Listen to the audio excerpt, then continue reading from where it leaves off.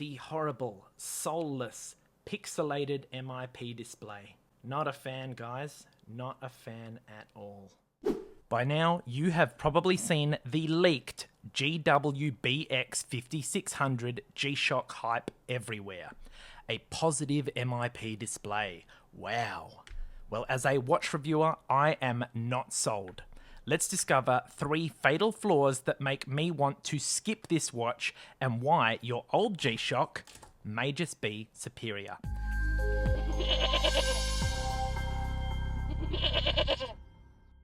Coming up, we will dive into all 3 fatal flaws with the GW-BX5600, which include Centiseconds missing, positive MIP hype, and the LCD sole being gone.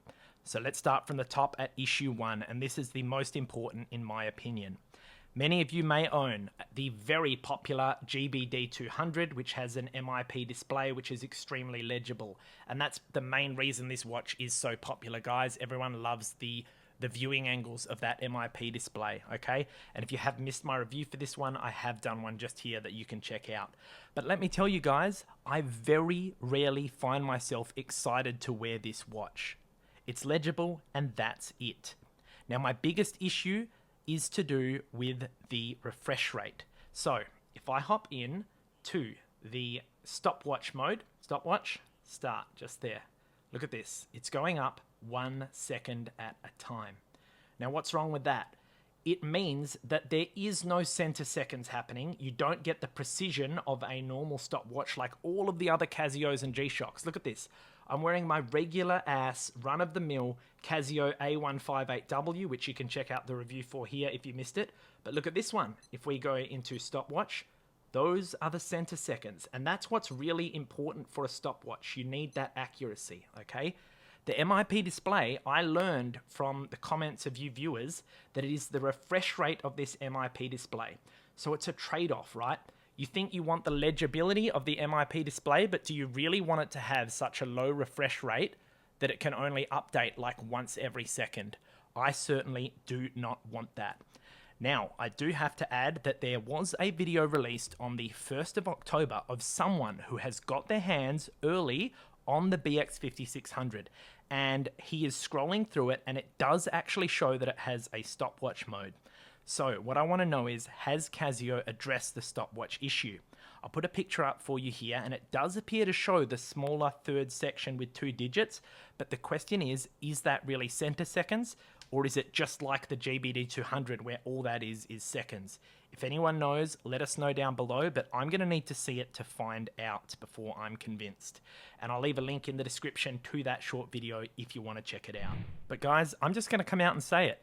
Even if the new G-Shock has found a way to address the issues with the refresh rate of the old MIP displays, I'm still not going to be a fan, and I don't think I'll get one, because having a display with pixels like this and Bluetooth notifications like this GW-200 is a step towards an Apple smartwatch that many of us have consciously chosen to avoid. Fatal flaw number 2 is the hype around the positive MIP display. Ooh, a positive MIP display. Guess what, guys? MIP stands for memory in pixel. These are just pixels, unlike an LCD. And what that means is that any pixel can be either white or black. Look, I'm scrolling around. They can easily change those within the software level, which means Casio is choosing what is positive and what is negative. And it also means that if Casio wanted to, they could use their existing Casio Watches app to send an update and let you have a positive display on your existing GW-200. But guess what? I very much would be surprised, and I don't expect Casio to do that, because of course they're going to want you to buy another watch, aren't they? But I'd love to be proven wrong. Please, Casio, release an update and let us make this positive. Now let's get into the third and final fatal flaw with the upcoming G-Shock release, and then we're going to get into the things that I actually do like about the watch. So fatal flaw number 3 is that the sole is gone with the LCD. Now, I get it, guys. MIP displays are nice and clear, as we've gone through. This is the reason that they are so popular. People love that legibility. But guess what? You don't need an MIP display for this level of legibility. In fact, you may own a G-Shock like I just did a review on very recently, the GW-BX5600, which you can check out the full review for here. And this watch has an insane STN version of an LCD, and just look at the immaculate clarity of that display, guys. Oh my god. And that is where the soul is in a digital watch, if you ask me, guys. Knowing that there's those limited segments that they have to work with that can light up binarily on or off, that's what a digital watch is. And when you take a look at this pixel display, right, this is just basically a crappier version of an Apple Watch. Like, why would anyone want to have a digital watch with a crappy MIP display when you could go ahead and get something like an Apple Watch, all right? It's just this half-assed middle ground that no one really asked for, and the soul is completely taken away. Now, the other thing is, when you have an LCD like this, because it is only lighting up a few segments, it's using up very little battery life, okay?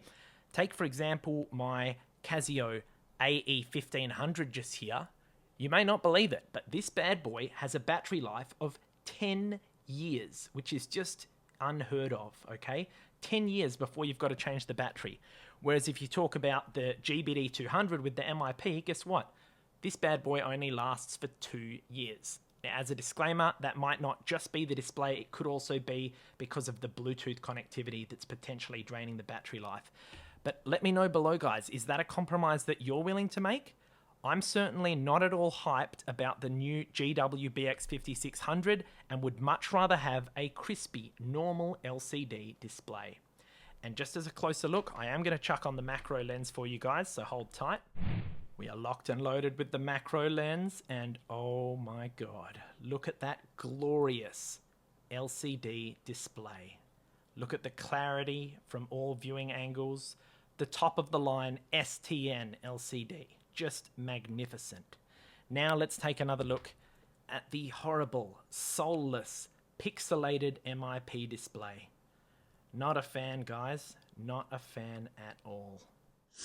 Bubble is here to remind you to ram that like button if you're enjoying the video so far. Aren't you, Bubble? There's a treat for you, yes. And we're going to take things in a little bit more positive direction because Bubble is going to help me go through the things that I actually like about the upcoming G-Shock and the concessions that I do have to make, as it's not just going to be the end of the world. Good girl, Bubble. Good girl. Alrighty, these are the things that I am excited for the upcoming GW-BX5600. Number one, it's going to be clear. Obviously, having an MIP display means it is going to be legible, especially in positive, which is why there is so much hype for this. And also, you do have an option in the MIP to adjust these digits to match the style of an LCD, which I thought was pretty cool. It's never going to look exactly the same, but that is a nice option to have. Secondly, the new G-Shock will have a brand new module. They're not just going to copy paste the GBD200 module into it like they did with the GBX100, which I've done a dreadful review of just here. So having a new module means it will have new features in a new format, and most importantly, it will be in an OG new housing, just like a G-Shock Square like you would expect, unlike the GBD200. Yes, it's a bit square-ish, but it's not that signature OG square shape that most of us are used to. And finally, I am pleased to see that it does in fact have a countdown timer, as the GBD200 here with MIP display doesn't officially have that. And as I went through in my review, look, the workaround that I've found is you have to set these weird workout timers that kind of have laps and everything. Look, it's in sets, like that's not what you want. But I'm pleased to report that the new one does have a proper countdown timer, all right?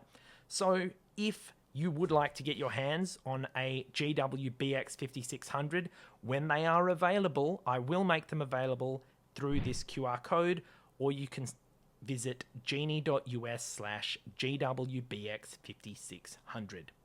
By the way, there is also rumours of a metal version of the Square coming out with an MIP display. So it'll basically look something like this, but just with an MIP display in a metal housing, which will be pretty cool.